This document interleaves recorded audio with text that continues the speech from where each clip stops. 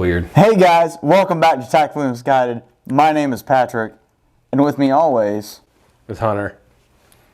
Libertini. You gotta say the whole. Hunter you gotta do the Libertini. thing. Well, you're wearing like a BDSM mask. I don't know what's going on.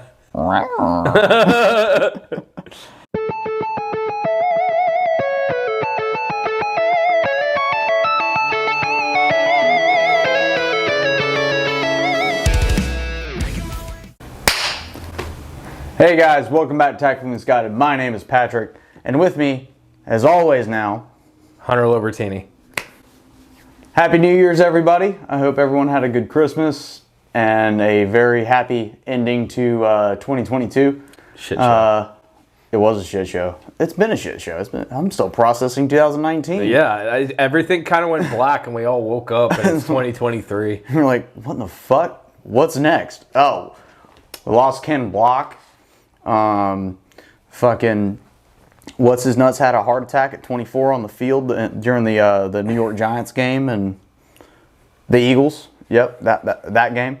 Not the Giants, the Bills. That dude had a heart attack.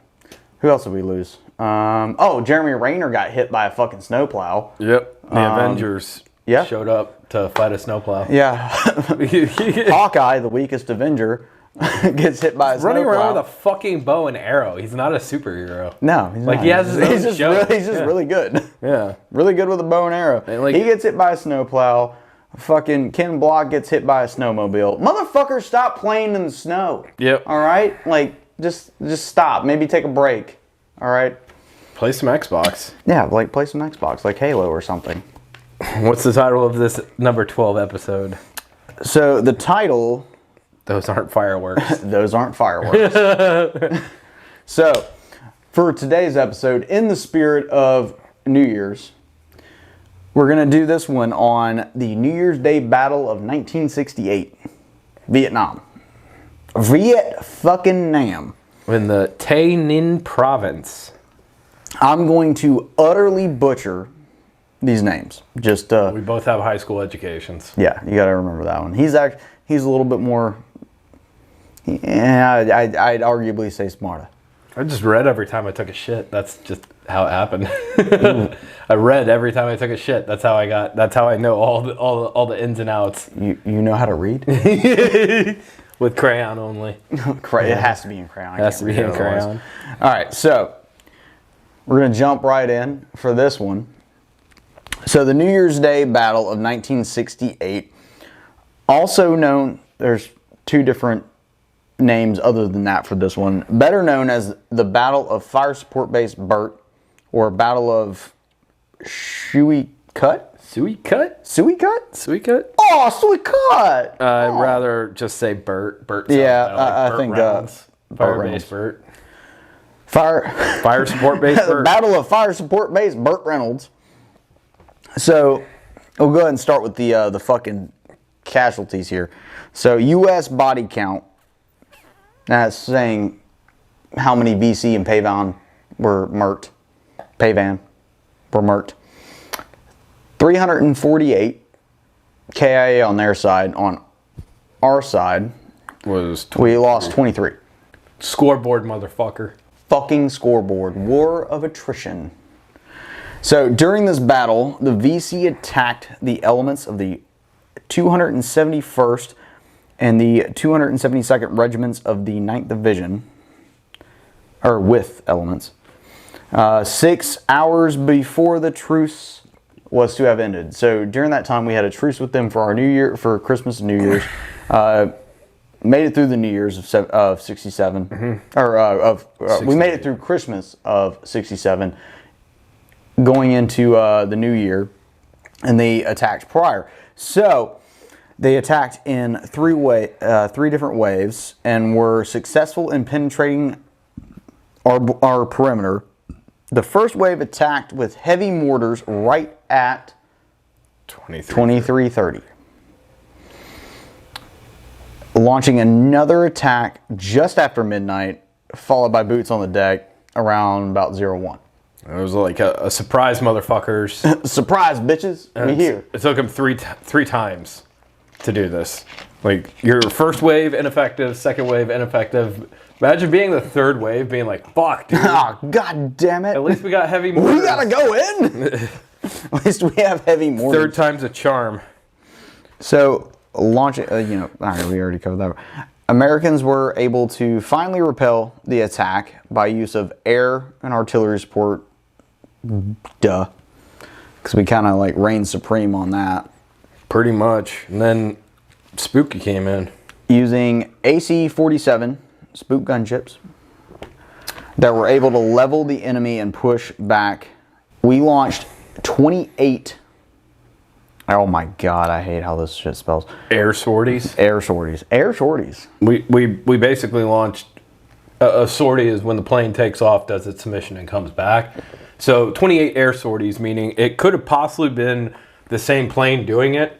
It's just how many times they went out and dropped their bombs or did their gun run or whatever the forward air controller required. You got to remember, these are like like A4 Skyhawks, F4 Phantoms. These are not technologically advanced. Like, they were still dogfighting over Vietnam. Oh, so yeah. the fact that they didn't even hit their own guys was like a plus. Like, oh, you didn't smoke us, so obviously you did well. But when it came to the Spooky actually had a little bit of night sights with it. And what they'll do is that they're a slow-moving aircraft. So you can do what's called a perch. Mm-hmm. So you can drop artillery in, and then when the aircraft comes in, you shut off the artillery. You have essentially a slow-moving prop plane with cannons mounted on the side. That's your Spooky. Spooky will do in a clockwise direction, and it's what's called a perch. And we did this in Afghanistan using AC-130s and A-10s, because A-10s are slow. People don't know that. Really? But yeah. So they would divide it up into a clock, so north, south, east, west. And they would fire on two directions. So they'd fire from north to south, and then they'd fire from west to east or east to west. I don't remember what side the gun's on. But then they would go cold for two directions. So they would stop shooting from south to north and then east or west. And so basically you're only firing for half of the pie. You would shut off your fires. And these ballsy F4 Phantoms and A4 Skyhawks would essentially dive underneath a plane that just said, all right, I'm done shooting, strafe and bomb, and then fly off. And then they would rotate together. So they'd be basically in an orbit around each other. And you would have the A4s and the F4s perched up on them. And they would dive underneath whenever they went cold. But the fact that they didn't have CCTV, they didn't have FLIR, and you don't have ISLIDs, the only thing you really have is shit that's burning and maybe some lights that are they did have flares. They had flares? Which we'll get to that, because that was used during another topic that we're going to cover tonight. So, they used that against the Payvan throughout the night. The last contact known with the enemy was at 05:15 the following morning. So that's how many fucking hours? They played a very important role. That's like that's almost 7 hours. Almost 7 hours of almost 7 hours of a fucking firefight going on. Shit, like, what was it? To get your fucking combat action ribbon, you had to be in, like, what, 30 seconds sustained firefight during Iraq and Afghanistan? For us, it was return fire.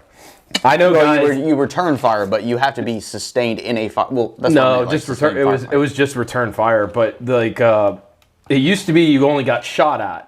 So the Navy actually got combat action ribbons when somebody fired a rocket over their ship. Didn't even hit them. All the Navy guys got that. That still fucking happened in 2018. And the Marines didn't get it because under the Marine Corps, you had to return fire. I know a dude that's been in probably about half the amount of firefights that I've been in. He never got to shoot his weapon. He was a VC for most of them, and then one of them, he was running a computer in the back. This motherfucker has been shot at over 100 times. He never fired his weapon back, and he's never gotten a combat action, and he's so salty about it. But he's a great dude. I would be very salty about that. He was a great dude, man. He's still in the teams. He's still deploying. Yeah, me and him. I would just fucking pop out and like just pop a couple rounds off. Yeah. Like, dude, we already got him like fucking 5 minutes ago. Shit. Getting IED'd. Like, I know dudes that got IED'd like on multiple deployments. They got one combat action because they got one fire. They got in several firefights, but it was on one deployment. So imagine you show up, you get blown up on one deployment, you survive that, you don't get anything. You get blown up on a second deployment, you survive that, you don't get anything. And on your third deployment, you finally get to shoot back. So you had to go for 2 deployments and those rotations and those workups of somebody looking at your chest being like, you don't know shit. But it really pisses me off because like other services are like, oh fuck, you got shot at in a war zone, you're now a combat veteran. And like they didn't do, like literally an entire ship of Navy guys. There were dudes probably taking a shit that had no idea that their boat had been fired. Yeah, they were like fucking 5 decks down. And they were in the berthing jerking off or some shit and got a fucking combat accident and they didn't even fucking realize it. Well, and you look at the Coast Guard and those dudes only get a car per deployment. And I know dudes that were in the Coasties, it was their special mission training. They basically were the offensive, the closest thing to a grunt the Coasties had. Yeah. And the Coasties always do secondary missions. So you're a bosun's mate or you're this or that. You're rate in the Coast Guard, even the cooks. But if it was VBSS to go visit board search and seizure, you now strapped on a flak jacket, Kevlar, and a rifle. I know there's a dude that in the 90s, he retired well before I came into the military. He had probably been in over 100 gunfights. And he had like 3 combat action ribbons because they only get one at that time. They only got one for, I think it was their service length of that, whatever their boat mission was or something. They've changed it now. And believe it or not, like the Navy and the Marine Corps car looks the same. The Coastie looks, it's just like it, just a little bit fatter. Like they made the blue and the red a little bit whiter. Like, oh yeah. So if you look at it, you're like, that's just like it's like drunkenly looking at a car. That's what it looks like. Whoa, whoa, whoa. How many am I looking at? Is it like?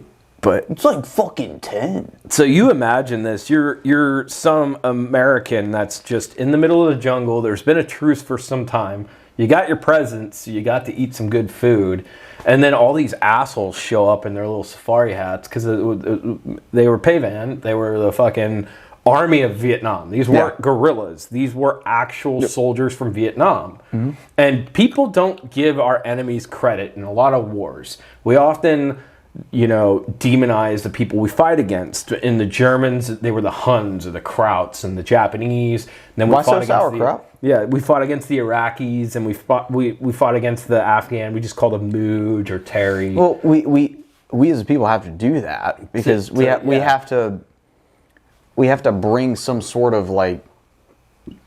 We have to make them look even more vicious than they already are. We have to make them look as if they're animals, if they're, anything other than fucking human. Yeah. Well, and so the thing is most people don't know this. After we pulled out of Vietnam invaded Cambodia to stop a genocide. China got pissed off. China invaded Vietnam while the PAVN forces were in Cambodia fighting. The Chinese were fighting against basically their territorial forces, what was later from their Viet Cong, but like their National Guard, which was strictly just maybe a couple of homemade rockets and dudes with AKs and SK, not even that, SKSs. So we don't give them enough credit, but at the same time, we had technology that was above and beyond their capabilities. Mm-hmm. So I feel bad for these assholes. 3 human wave attacks. And then next thing you know is like shit's falling from the sky and then some demon is just fucking dropping queefs on you in a circle as you're just getting ripped apart. And you can look at the statistics. You said 348 enemy casualties and the U.S. lost 23. That's more than a 10-1. Oh, yeah. Right? Oh, yeah. Am I math right? No, you're mathing right, I think. I think. I don't know. I'm terrible at math. I ain't going to attempt that. Dude. And so, and the other thing is like they didn't have the ability to help with their wounded. Like we had first-rate medical care. That was one of the biggest things about Another thing we're going to get into with the next topic about the end of it when it comes to body count. Yeah. But, all that be said, the VC and the pavement, they were cruel. That's not to say we were possibly any everybody committed war crimes. Everybody shot prisoners. Everybody tortured prisoners. It was just not a good thing. And now that we have a professional army, that shit really doesn't happen. I mean, You have isolated incidents here and there, and it's really publicized by the news. But when you compare our military that's right now against any other military that's not westernized, we are angels. And that's why people surrender. It's a good thing. It's a psychological ploy our military uses. Like, if you surrendered to us in World War II, you wound up in a camp. You surrendered to the Russians in World War II, you were dead. You were fucking dead. You were raped and dead. Yeah, it was bad. I mean, you can look, human history is just chock full of horrible things that happen to losers, which is why you don't suck. Don't suck. All right, this sounds stupid, right? Call of Duty, Modern Warfare 2. The statement that General Shepard said. What was that? History is written by the victors. By the winners, yeah. Yep. That sounds so stupid, but I mean, it's kind of fucking true if you think about it. Like, realistically, if you fucking lost the war, yeah, you have no voice. Yeah. You're paying you're paying for all the destruction. You're paying for everything else that happened during that war. Yeah. I mean, arguably we lost Vietnam, but yeah, we didn't go in with we've done this since Korea. We've never had a full objective. Right now we have an objective, like in Ukraine. The whole point is to prevent Ukraine from falling, and to kill as many Russians as possible. But are we physically there? I don't think as a military force. I don't think yet, but we have. I see. All right, so we're gonna go off tangent for a minute. Actually, before we get off on that tangent, let's wrap this one up because we're at the very end of it. Oh, I thought we were done. So, well, yeah, actually, yeah, we were. Yeah, we were done with that one. So, we'll skip down. I was having this conversation last night about when it comes to Ukraine and what's going on over there. And there's so many people in America that aren't paying attention to this shit. No. They're not paying attention to foreign affairs to the point where, like, I get asked the question of why I'm a little, not paranoid, but like why I have some of the stuff I have, why I'm like training or not training or pretending or whatever, but like why you're prepping for your something skills, to happen. Yeah, keeping your skills sharp. knowing information that I know, like if Wilmington gets attacked, where are they going to go? The port, nuclear power plant, GE, Sunny Point, like this area in general is a fucking hot zone. Yeah, people don't realize that shit. Yeah, and that's the two fucking factors are what's happening right there with Russia and Ukraine, because we're gonna get involved. Like, I mean, we're already involved. We're heavily involved. We just don't have bodies. Like, that's what I mean. Like bodies. Like, we're gonna start. But I will say this: when you think about it, we are doing our jobs as veterans, as members of the military, that people here will never actually have to live that. We always get pissed off because Americans live in a bubble. We always do. Because like we've literally seen people do horrible things overseas. Like they're fucking living in dirt houses. They're selling their young daughters for, sex, shit like that. That doesn't happen here because we go overseas and we prevent that shit. We completely don't have to worry about it ever touching our shores outside of what's going on with the cartels. Yes. So exactly. I think we are upset that we do our job and we do it well. And I would like for Americans to realize how good they have it. I would. Yeah. And a lot of people will point out like Western Europe. Well, that's because the U.S. spends trillions on defense. When you add everything up, the only reason the Europeans are starting to arm up now is because of what happened in Afghanistan when we just left them high and dry. Yep.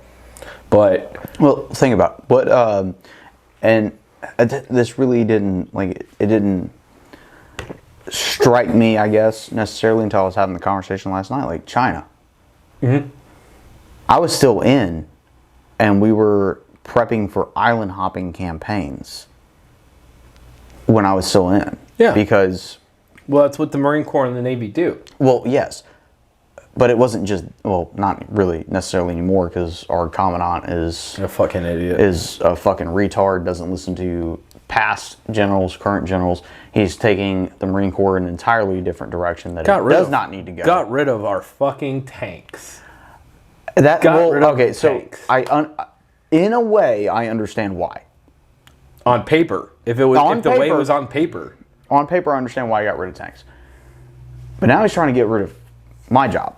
He's trying to get rid of get rid of a lot of things. My job was the one thing that made the Marine Corps. You're an amphibious assault vehicle. You're amphibious. He's trying to get rid of that. He's a fucking moron. Do I feel some type of way about this? Abso-fucking-lutely I do, because I gave years of my life to that job. But, and I understand its value, seeing it play out since tracks were a fucking evacuation vehicle in Florida that was bought by the military in the 40s. And it was used in fucking New Bern 4 years ago. Yeah. 4 years? When did that was Alpha Company? Yeah. And no, it wasn't just, it was used in Jacksonville. And it was also used in Fourth Mardiv down in fucking New Orleans. It was in New Orleans? Galveston, Texas. Galveston, Texas. There is a fucking use for it. There's the SF 19th and 20th group use their cricks to rescue stricken people all the time. Exactly. And he's trying to take that away from us. Granted, yes, warfare has massively changed. You're hitting a fucking beach with the vehicle that I was on, which is the AAV P7 Ram RS, using that platform, slowly creeping in from 2 clicks out. The way that warfare is now, if you're hitting a contested beach, at about a click out, you're going to start taking fucking fire. And not just taking fire, you're probably going to get decimated before you even hit the shore. Depending. But it also depends on your soaking fires, when you're going to use your combination of everything we have. Electronic warfare, yes. You're for that platform, softening them up with you're soaking it. It's a saturation. There was a whole thing of H hour. Yeah. So we are supposed to hit the beach immediately. All right. Sorry, a little technical difficulties there. Camera not fully charged.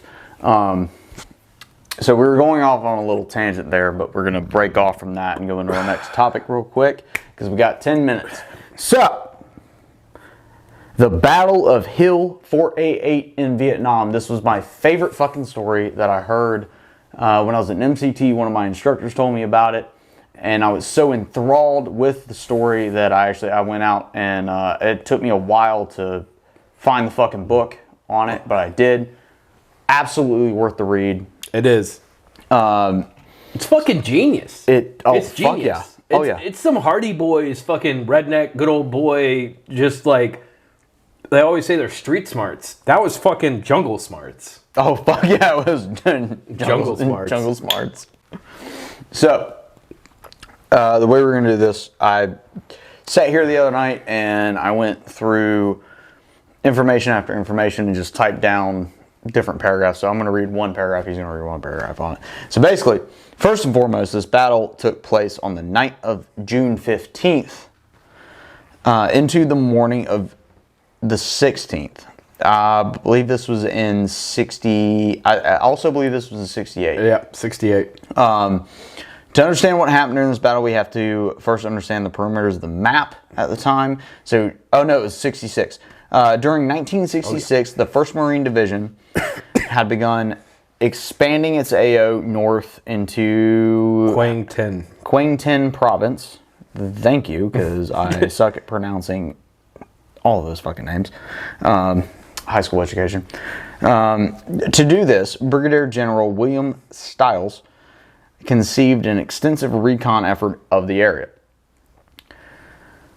This was dubbed Operation Kansas. I should have worn my Kansas hat. Fuck. You should have. That would have been perfect. Oh, God damn it. So, if you're ever interested in learning more about this, look up Operation Kansas. Goes into the whole in-depth, not just this battle, but the whole in-depth thing. The campaign, The whole campaign. On the evening of the 13th, 7 teams were dispatched. The objective was to find Pavan's 2nd Division headquarters. Team 2, which is the team that we're going to be talking about through this whole thing. Team 2 was deployed with 16 Marines and 2 attached corpsmen. being led by Staff Sergeant Jamie E. Howard. Their drop-off point was near the top of Hill 488 to settle into a static position up there for observation of the area. They had poor cover and concealment, and, had trees and bushes and shit for concealment. They settled into what would be a hell of a night. On the 14th, the Pavan began organizing a force to attack that post because they knew where that position was. And they knew that we were there. On the 15th, a nearby Army Special Forces unit, it didn't specify what unit it was,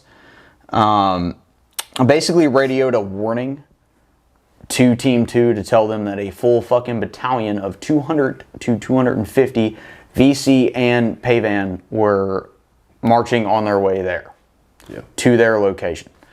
A lot of these hills and jungles, like, it's thick down low. You remember hearing "stay high, stay dry." A lot of hilltops and jungles. It's been 3 of my 5 deployments in jungles. The hilltops are the best places to drop off because the trees aren't as thick. So you would think, oh, I can get on top of this hill and have fire superiority.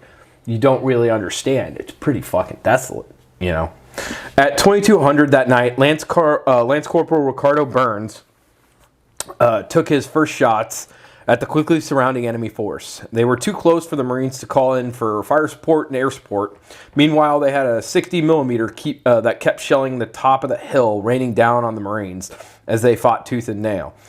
After the first contact, the men pulled back into the main position near a rocky knoll while being bombarded with hand grenades and a short assault that was quickly repelled. This led to the enemy switching tactics to quietly probing the lines for weaknesses, being violently attacked by the Marines each time, forcing them to withdraw from and regroup. Pause. Because we're goddamn dogs. Continue. Unpause.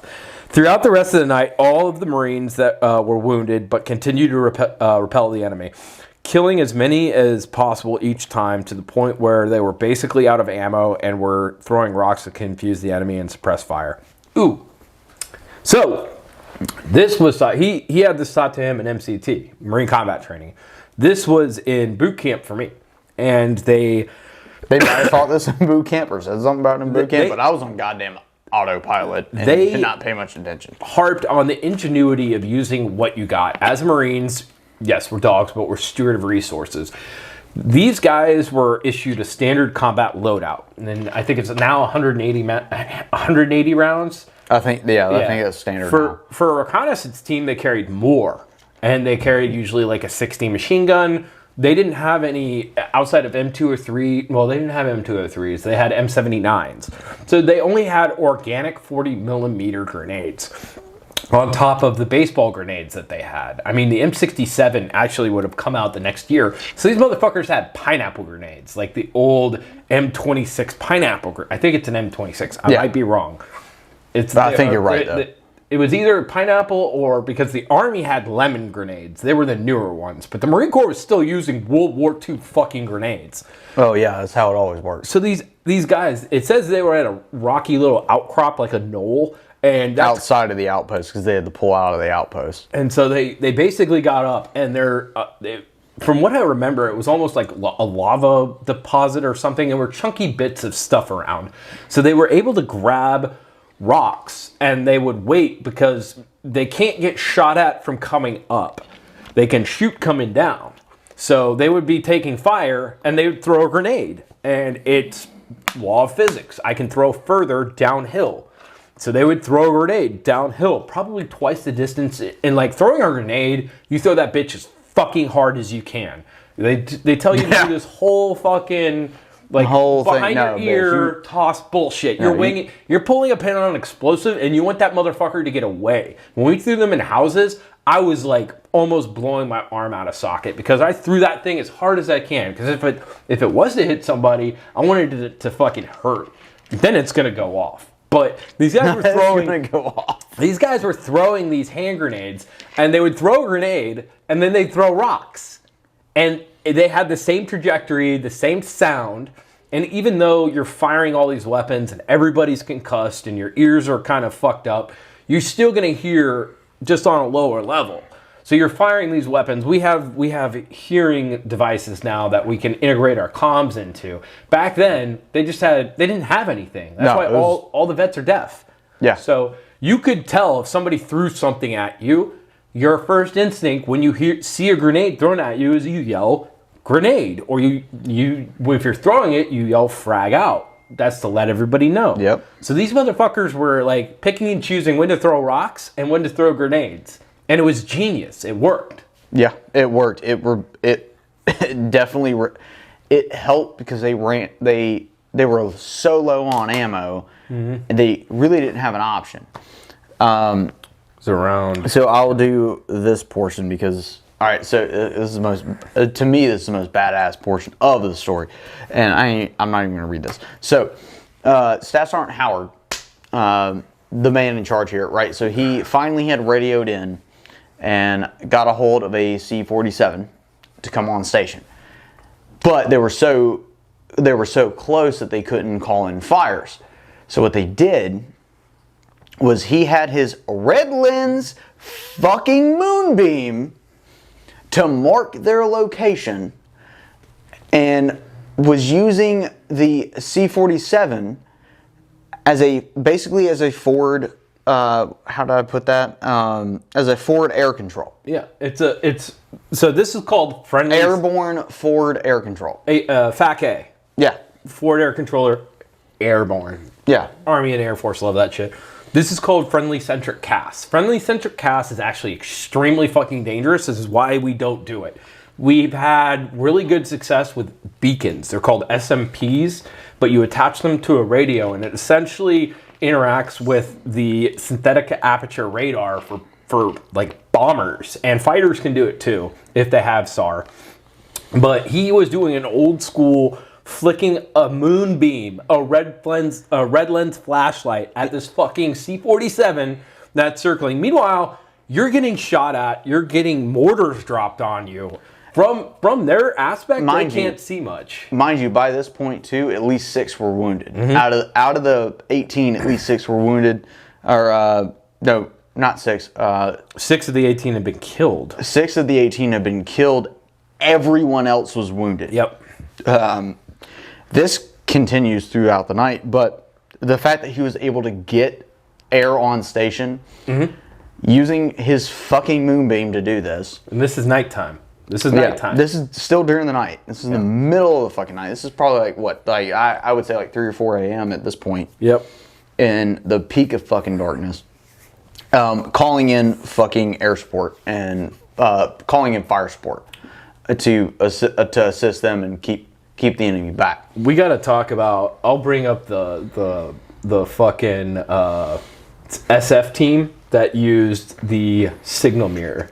And basically, in all, of the morning of the 16th, 6 of the 18 men had been killed, and Howard had been immobilized and was using Lance Corporal Bins to relay commands to the platoon while he called in airstrikes. So not only is he fucked up, he's playing telephone. He was basically strapped to Lance Corporal Bins' back. Yep. Because he couldn't fucking move anymore. The enemy was dug in and kept the Marines trapped until the morning with shooting down of...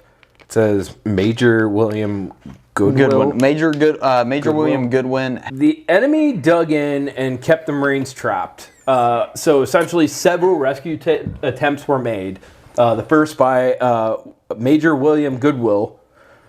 He attempted to come into the zone. He got shot down. He eventually died later of his wounds. A second bird was called in and was shot down again. So essentially, these dudes had no way of getting rescued. So at 10:00, Charlie Company from 1st Battalion, 5th Marines arrives and fought, allowing the recon team to be evacuated. The summary is that Team 2 had 6 KIA. Charlie Company that came to relieve them had 4 KIA. 2 aviation squadrons with 2 Marines each were killed, and the Payvan lost 42 regulars, and then it was the VC lost about 200. So the way that was worded is they found 42 bodies from the pay van of the VC. And it was very broad. Like it was basically it was from 42 to 200 KIA on their side because they don't know how many the VC and the pay van took back with them. All they found was 42 bodies. In the grand scheme of things, we killed 2 million Vietnamese in that war and another million Cambodian and Laotian. And the United States lost about 58,000 troops. So scoreboard, motherfuckers. Fucking war of attrition. And I said it earlier in the episode too. It worked. Like at the end of the day, who's our biggest trading partner outside of China and Southeast Asia? You can check the back of your fucking coat. It will probably say made in Vietnam. Yep. And guess who hates China more than we do? Vietnam. Yep. They fought a border skirmish there, and we had a couple conversations on the break, so we got some good ideas of what's coming up next. Yeah. Yeah. Fucking like they were not to be trifled with whatsoever. Yeah. And I'm sure any of if I've got any of you that watch this that are Vietnam vets mainly out of my customers that I talk to about it, like fucking kudos to you guys. You guys fucking wrecked shop. You guys fucking you did the thing while you were there. Wait, shit, yeah. You got anything else?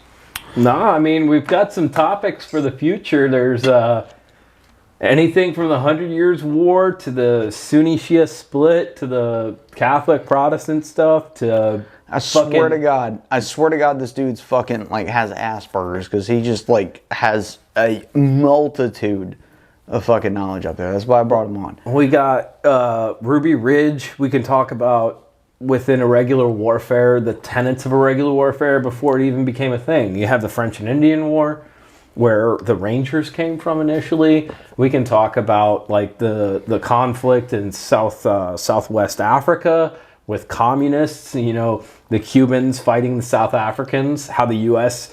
used the Israelis, and we developed the SMAW down there. All you Marines that have a big dick for the SMAW, that was developed using U.S. weapons with an apartheid government against communist-backed guerrillas and communist tanks. And one of the funny jokes amongst other militaries is, what's the largest country in the world?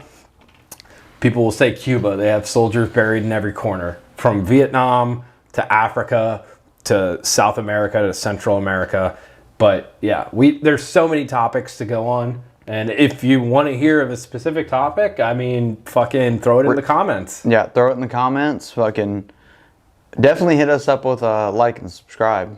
I haven't actually said that in a while at the end of the episode here, but definitely subscribe to us. Like the video, like all the fucking videos, especially in our little podcast episodes fucking section.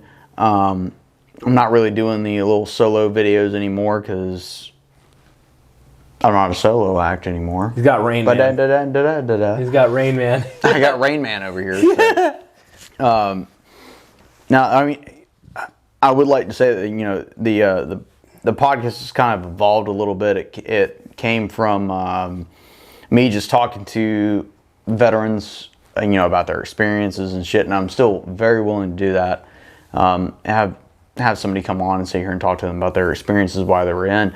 But we've kind of evolved into this now, where we cover take on military history. Yeah, drink some beers and take on some military history and talk about different, not even military history, because we're going to talk about Waco and shit too, which military was involved in. We'll call it conflict. Conflict in general. Just U.S. conflict over the years. With that, I hope everybody had a great New Year's. Hope everyone's ringing in the 2023 as well as they can. Kind of prepping your assholes for the rest of the year. Because like God knows what's going to happen, but it's going to be wild. It's going to be a wild one. Yeah. But on that, guys, I'm Patrick. I'm Hunter. It's, as always, it's a business doing pleasure with you. All right, guys. We'll see you next episode. Bring it in. Bring it in. All right. Do it live. We're doing it live. Fuck it. Fuck it. We'll do it live. Oh, God.